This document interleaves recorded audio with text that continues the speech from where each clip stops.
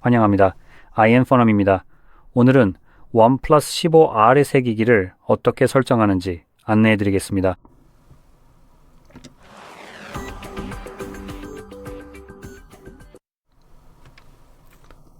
휴대폰을 처음 부팅하면 지금 화면에서 볼 수 있는 것과 동일한 화면이 나타나야 합니다. 제 화면에서는 Never Settle이라는 문구와 함께 Oxygen OS 로고가 보입니다. 이제 여기 있는 화살표를 클릭하면 원하는 언어를 선택할 수 있습니다. 현재 영어가 기본으로 선택되어 있는데 저는 이 언어를 사용할 예정입니다. 하지만 다른 언어를 사용하고 싶으시다면 아래로 스크롤해서 목록에서 원하는 언어를 찾아 탭하시면 됩니다. 여기서 두 가지 더 알아둘 점이 있습니다. 접근성 옵션이 있어서 화면을 보기 어렵거나 턱백 기능을 사용하고 싶으신 경우에 유용합니다. 대신 오른쪽 상단을 클릭한 후 접근성 체크박스를 선택하실 수 있습니다. 또한 확대 기능을 사용할 수도 있습니다. 이 기능은 단축키를 사용하지만 제 생각에는 제스처로도 사용할 수 있습니다. 이제 뒤로 가면은 긴급통화 옵션도 있습니다. 여기서 주의할 점이 있으니 심카드나 인터넷 연결이 없어도 예를 들어 911에 전화를 걸면 통화가 연결됩니다. 이 부분은 나중에 보안과 개인정보 보호에 대해 더 자세히 이야기할 때 좀 더 중요해질 것입니다. 어쨌든 계속해서 지역 선택 단계로 넘어가면 선택할 수 있는 다양한 지역이 다시 한번 나옵니다. 저는 제 지역인 폴란드를 찾을 것입니다. 여기 있습니다. 제가 이렇게 하는 이유는 고향에 대한 애국심 때문이 아닙니다. 순전히 폴란드가 유럽 연합에 속해 있기 때문입니다. 그리고 저는 이런 어쩌면 믿음이라고 할 수도 있고 뭐라고 부르든 간에 유럽 연합 국가를 선택하는 것이 저에게 더 이득이 된다고 생각합니다. 유럽 연합은 우리의 권리에 대해 매우 소비자 친화적입니다. 미국과는 달리 말이죠. 즉, 유럽 연합이 제가 사용하는 기술을 통해 제 삶을 더 좋게 만들 방법을 마련할 때마다 그리고 기본적으로 저를 완전히 희생시키려는 기업들을 처벌할 때마다 저에게 더 유리하다는 뜻입니다. 그들은 그렇게 할 수 없습니다. 왜냐하면 저는 폴란드 출신이기 때문이죠. 그래서 그게 정말 좋습니다. 그리고 일반적으로 뭔가 극적인 일이 일어날 때를 기대할 수 있습니다. 그것이 기업들에게 그들이 매우 불만스러워할 만한 변화를 강요하게 되면 왜냐하면 그 변화가 그들의 수익에 너무 큰 영향을 줄 수 있기 때문인데 그런 변화들은 주로 이 법이 통과된 이유에서 일어나고 무시되거나 유지됩니다. 여전히 예를 들어 미국처럼 소비자 친화적이지 않은 논리가 남아 있습니다. 거기서는 소비자인 당신이 곧 상품이죠. 그래서 이 경우에는 회사가 당신에게서 가능한 한 많은 돈을 벌고 싶어 합니다. 그러니 당신이 기기를 산다는 것은 기본적으로 그들에게는 당신을 수익화하기 위한 도구가 되는 셈입니다. 그래서 저는 폴란드를 예로 드는 것을 선호하고 추가적으로 이건 약간 음모론적으로 들릴 수도 있지만 하지만 예를 들어 영국처럼 명목상으로는 표현의 자유가 있다고 해도 정치인들을 fagot라고 부르면 그들의 감정이 상했다는 이유로 감옥에 가게 됩니다. 그러니까 그들을 사물함에 가두고 괴롭히기 시작해야 할지 아니면 글쎄요. 아예 괴롭히지 말아야 할지 모르겠네요. 사실 아니에요. 그건 잘못된 생각이네요. 저라면 그들을 엄청 괴롭혔을 거예요. 멍청한 정치인들, 자신들이 문제 삼는 일에는 면역이라도 된 것처럼 생각하는 걸 보면 정말 모르겠어요. 이 부분에 대해 좀 더 자세히 설명하자면 예를 들어 영국이 여러분의 표현의 자유를 사실상 빼앗으면서도 여전히 그 자유가 있다고 말하는 건 정말 우스운 일이죠. 그렇지 않나요? 이미 우리 모두가 알고 있는 사실이죠. 누군가를 fagot이라고 부르거나 뭐라고 하든 그런 이유로 실제로 감옥에 갈 수도 있어요. 실제로 그런 사례들을 본 적이 있습니다. 그래서 제가 영국 출신이라 해도 아마 영국을 선택하는 건 피했을 것 같아요. 아주 작은 희망이라도 이게 영국이 기기를 추적하는 능력을 없애줄 수 있지 않을까 하는 생각에서요. 그리고 이 말이 나온 김에 이건 또 다른 무언가의 일부일 수도 있고 아닐 수도 있습니다. 좀 더 정확히 말하자면 영국이 사람들의 기기에 백도어 접근을 시도하고 있다는 점입니다. 이제 구글에 대해서는 사실은 아니지만 아마도 영국도 전 세계 다른 나라들처럼 우리 기기에 백도어 접근 권한이 있을 거라고 안전하게 추측할 수 있습니다. 그래서 그들은 우리의 허락이나 심지어 법원의 명령 없이도 기본적으로 기기 안의 내용을 볼 수 있습니다. 그들은 원격으로 그냥 그렇게 할 수 있죠. 이제 제가 이 이야기를 꺼내는 이유는 애플 같은 다른 회사들에 관해서는 영국이 애플에게 백도어 접근 권한을 강제로 요구했지만 애플은 이를 거부했다는 점 때문입니다. 이제 여러분이 그럼 애플로 바꾸면 프라이버시를 지킬 수 있겠네 라고 생각하기 전에 아마도 잠시만 기다리시는 게 좋을 것 같습니다. 솔직히 말해서 애플도 여전히 그곳에서 기기를 판매하고 있으니까요. 그리고 만약 여러분이 국민을 철저히 통제하고 그들의 프라이버시를 없애려고 하는데 어떤 회사가 들어와서 안 돼요라고 말한다면 그 다음으로 할 수 있는 최선의 조치는 무엇일까요? 제 생각에는 기본적으로 그 회사를 내 나라에서 사업하지 못하게 막는 것일 겁니다. 그리고 영국은 작은 나라가 아니죠. 그건 애플에게 엄청난 매출 손실이 될 것이고 그들이 여전히 기기를 판매하고 있다는 점을 고려하면 만약 그런 위협이 실제로 있었다면 애플이 그 압력에 굴복했을 거라고 생각하게 됩니다. 이건 어디까지나 추측일 뿐이라는 점을 명심하세요.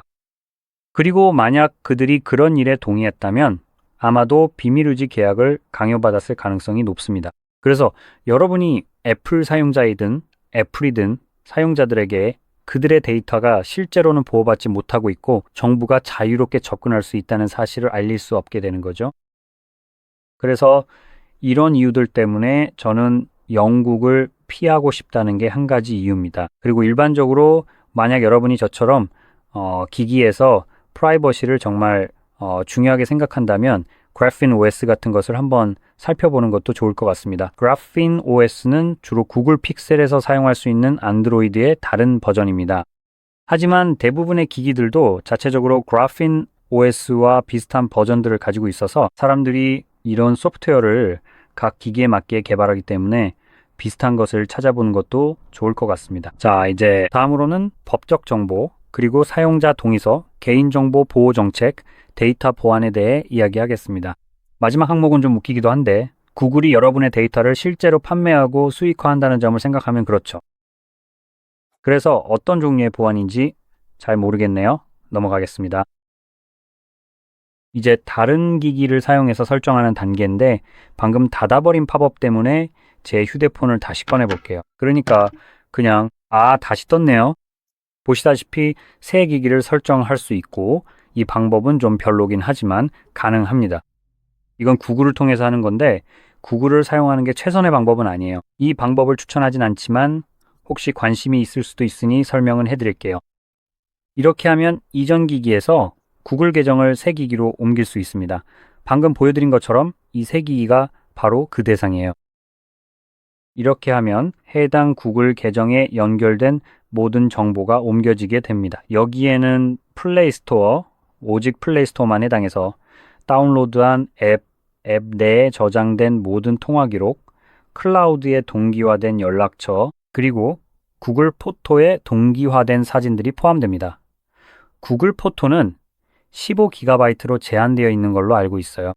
그 이상 용량의 데이터는 옮겨지지 않습니다. 그래서 말씀드렸듯이 이 방법이 최선은 아니에요. 데이터를 옮기는 데에는 많은 제한이 따르며 최대한 많은 데이터를 옮기려고 하면서도 동시에 여러분에게서 최대한 많은 돈을 받으려는 의도가 있습니다. 그래서 저는 다른 방법을 사용하는 것을 추천합니다.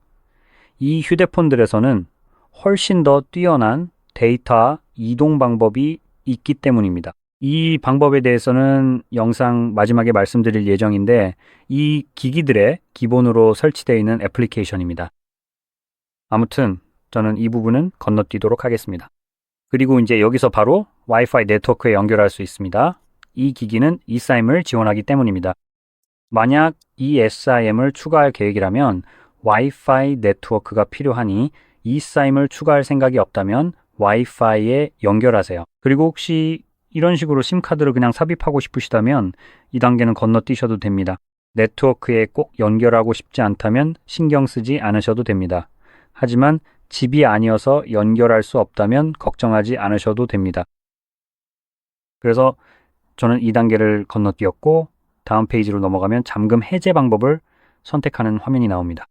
이제 기기를 잠금 해제할 수 있는 세 가지 방법이 있습니다. 비밀번호 항목 아래에는 핀, 패턴, 비밀번호 이렇게 세 가지 옵션이 있고 그 외에 지문 인식과 얼굴 인식도 있습니다. 이제 지문 인식과 얼굴 인식 이 두 가지는 생체 인식 보안 방식입니다.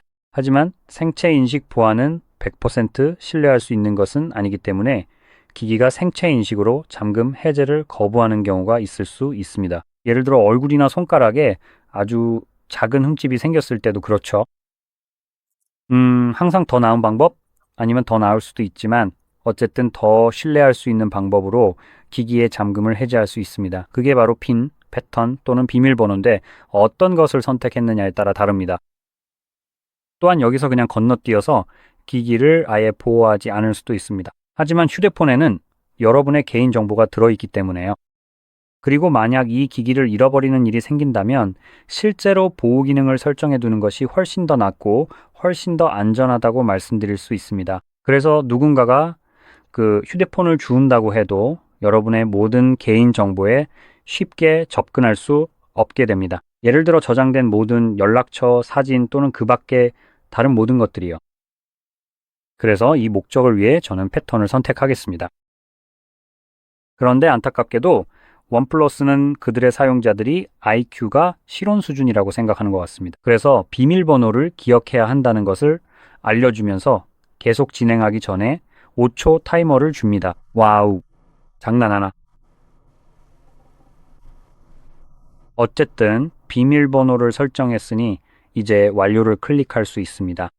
이제 여기서 지문이나 얼굴 인식 같은 다른 옵션을 추가할 수도 있고 그냥 무시하고 다음 페이지로 넘어갈 수도 있습니다. 이제 제가 아까 말했던 보안, 프라이버시와 관련된 부분이 나옵니다. 그래서 만약 이 부분에 관심이 없다면 제가 앞으로 잠깐 이야기할 이 부분을 완전히 건너뛰어도 됩니다. 제가 이렇게 하는 이유는 예를 들어 이런 것들이 실제로 아무런 역할을 하지 않는다는 점과 여러분이 실제로 어느 정도의 프라이버시를 갖고 있는지 알리기 위해서입니다. 그럼 여기서 실제로 어떤 것들이 있는지 빠르게 살펴보겠습니다. 여기에는 위치 사용, 스캔 허용, 사용자 진단 데이터 전송, 그리고 업데이트 및 앱 설치와 같은 항목들이 있습니다. 겉으로 보기에는 이 항목들이 제가 끌 수 있는 토글처럼 보이고 매우 직관적으로 보입니다. 위치 사용을 끄면 위치를 사용하지 않으니 이 기기는 위치가 추적되지 않아야 한다고 생각할 수 있습니다. 누구나 논리적으로 그렇게 생각하겠지만 실제로 살펴보면 이 기기는 와이파이나 GPS 같은 것들을 통해 위치를 사용합니다. 네, 여기서 우리는 일종의 생략에 의한 거짓말을 하고 있다고 볼 수 있습니다. 왜냐하면 다른 방법들이 있기 때문이죠. 기기가 우리의 위치를 다른 방식으로 전달하고 있습니다. 그 예로 다른 기기들과 연결해서 우리의 이메일 정보 같은 것을 얻는 경우가 있습니다. 하지만 사실 이 부분은 좀 애매할 수 있습니다. 하지만 이메일 정보와 위치를 아주 쉽게 확인하고 수집할 수 있는 방법이 하나 있습니다. 그것은 바로 셀타워 기지국을 통한 방법입니다. 계속해서 스캔 허용이라는 옵션이 있는데 이 기능은 기기가 와이파이 네트워크나 블루투스 같은 신호를 스캔할 수 있도록 해줍니다. 이것이 바로 여기에서 언급된 한 가지 방법입니다. 그러니까 이건 다른 기기가 당신의 신호를 스캔하는 것이 아니라 당신의 기기가 다른 신호를 스캔하는 것을 의미합니다. 그러니까 주변 기기를 찾지 않아도 기기들은 당신을 찾아내고 있습니다. 아마도 그럴 겁니다. 다시 말하지만 이 방법이 가장 좋은 방법은 아닙니다. 그리고 예를 들어 애플 같은 경우를 생각해 보면 애플은 이런 신호를 아예 끌 수조차 없게 해놓았죠. 여기서는 토글이 있긴 하지만 실제로 블루투스 같은 기능을 꺼도 완전히 꺼지는 것은 아닐 수 있습니다. 단지 연결 가능한 기기로서 검색되지 않도록 숨겨질 뿐입니다. 이것이 완전히 꺼졌다는 의미도 아니고 다른 기기들이 실제로 그 신호를 못 본다는 뜻도 아닙니다. 이제 마지막 옵션은 사용자 및 진단 데이터 전송입니다. 우선 이 기기에서 생성되는 모든 데이터는 그것이 무엇이든 간에 사용자 데이터입니다. 이건 당신의 기기이고 당신의 계정으로 설정한 것이니까요. 기기가 무엇을 생성하든 모두 사용자 데이터입니다. 더 구체적으로 말하면은 당신의 데이터입니다. 아무 사용자나의 데이터가 아니라 바로 당신의 데이터입니다. 그래서 분명히 이 부분이야말로 가장 노골적인 헛소리 거짓말입니다. 마치 당신의 기기가 어떤 데이터도 진단 데이터든 사용자 데이터든 전송하지 않는다면 논리적으로 생각했을 때 그 기기는 어떤 것과도 연결될 수 없어야 합니다. 예를 들어 연결 정보 같은 것을 전달할 수 없다면 셀 타워에 연결될 수도 없어야 합니다. 셀 타워가 그 기기의 이메일 정보를 얻을 수 없어야 합니다. 그들은 심지어 연결조차 할 수 없어야 합니다. 그래서 제가 맨 처음에 말했듯이 긴급 통화는 심 카드 없이도 911에 전화할 수 있게 해줍니다. 여기 제 트레이가 있습니다. 저는 다시 첫 화면으로 돌아가서 911을 누를 수 있습니다. 와이파이에 연결되어 있지 않아도 이 전화는 연결될 것입니다. 그리고 그 이유는 이 휴대폰이 화면에는 표시되지 않더라도 지금 셀 타워에 연결되어 있기 때문입니다. 이제 비상 상황에서 911에 전화하는 것과 같은 용도로만 사용할 수 있습니다.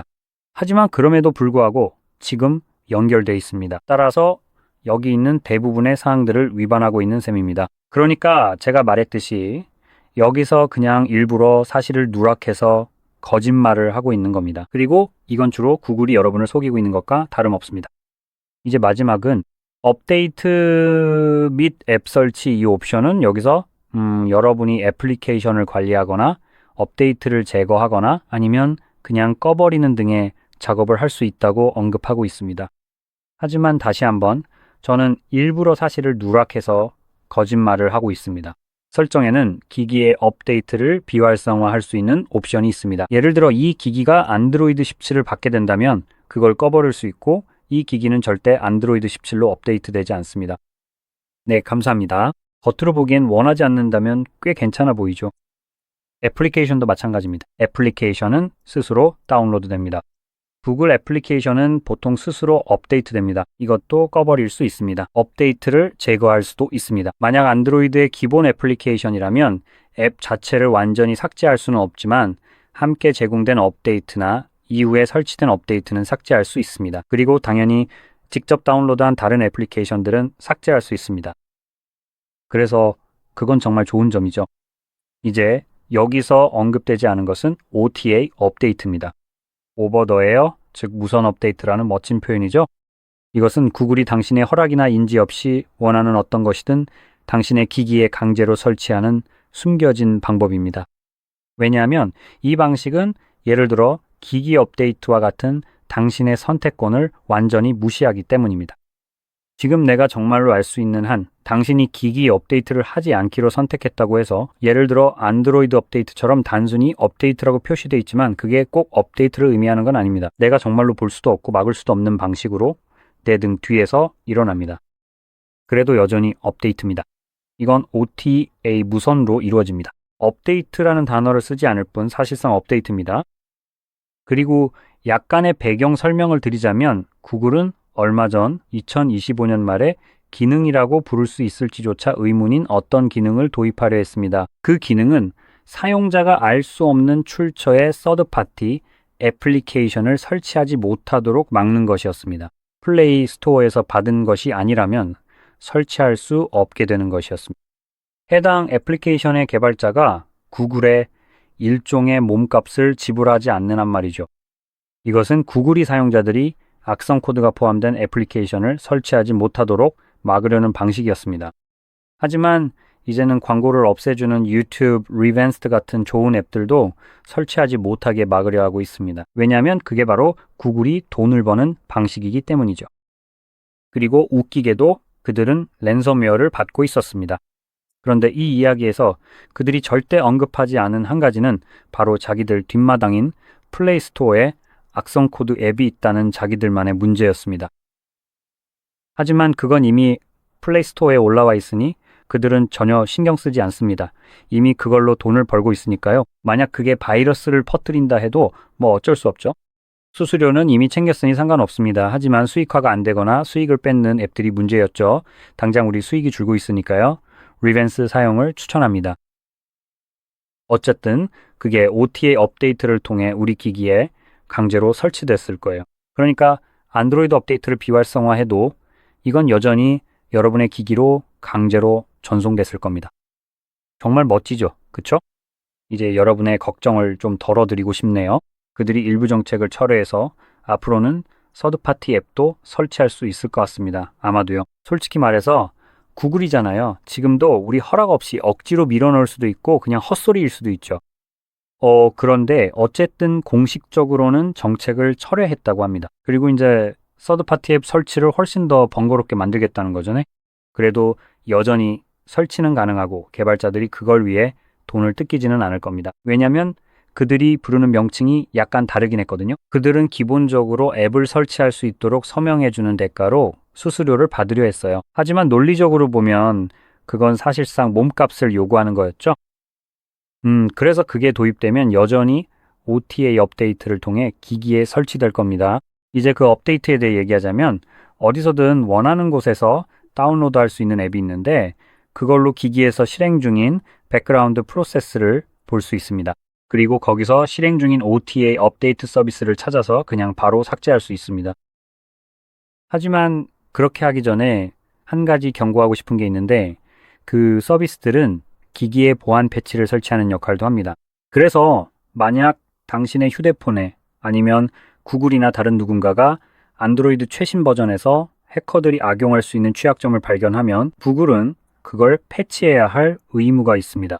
그리고 그 패치는 OTA 업데이트를 통해 이루어집니다. 그래서 당연히 이것이 기기의 보안에 어느 정도 도움이 됩니다.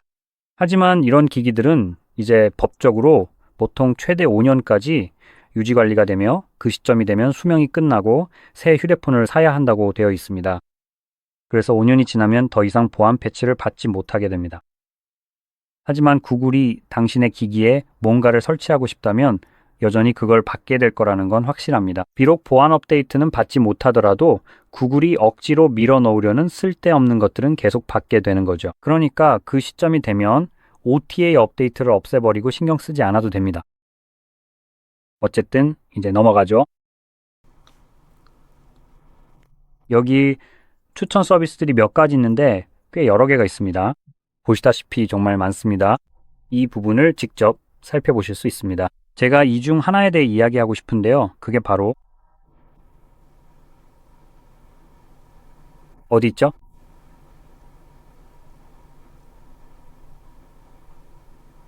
제가 그냥 지나쳐버린 것 같네요. 인터넷이 없는 경우든지요.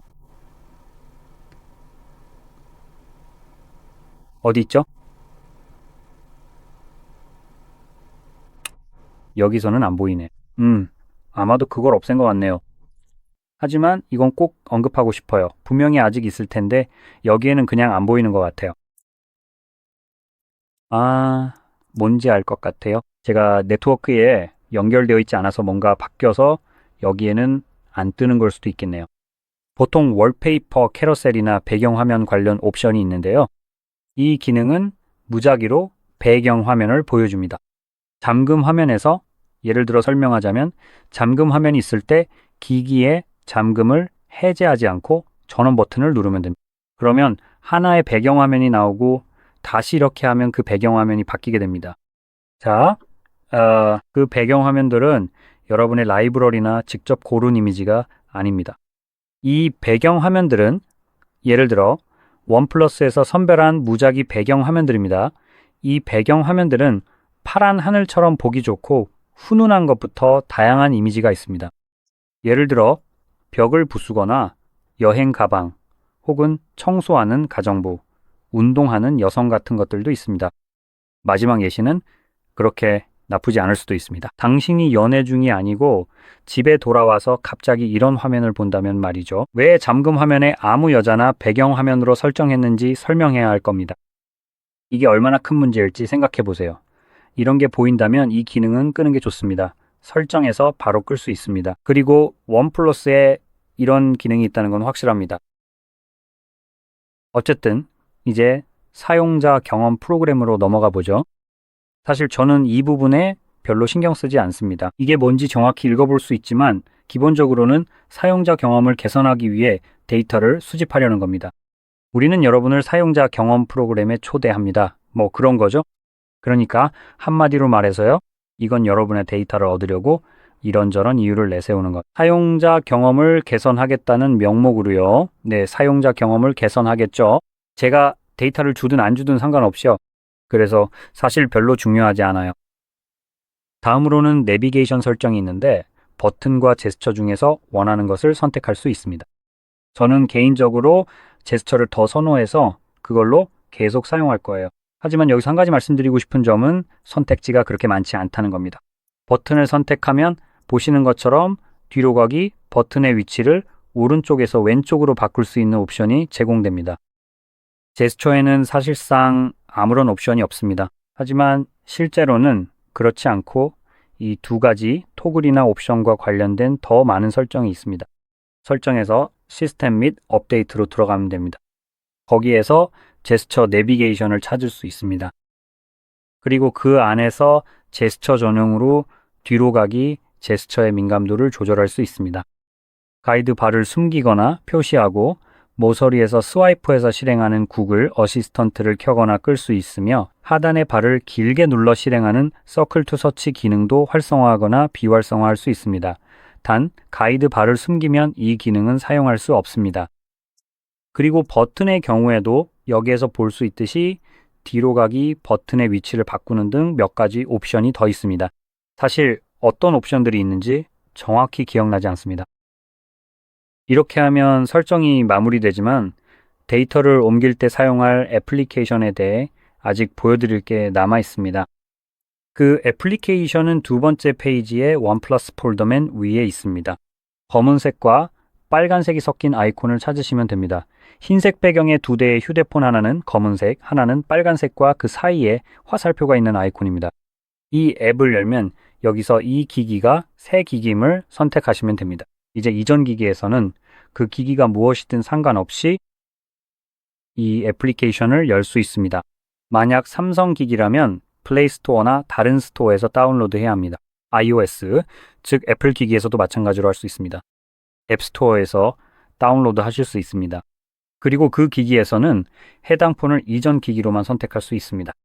이제 원플러스, 리얼미, 오포, 와이번은 이 애플리케이션이 기본으로 설치되어 있습니다. 이들은 하나의 대형 모회사에 속해 있고 동일한 애플리케이션을 사용합니다. 하지만 비아이보 등 다른 버전에서는 동일한 모습은 아니고 오포와 리얼미도 마찬가지입니다. 색상은 다를 수 있지만 형태는 동일합니다.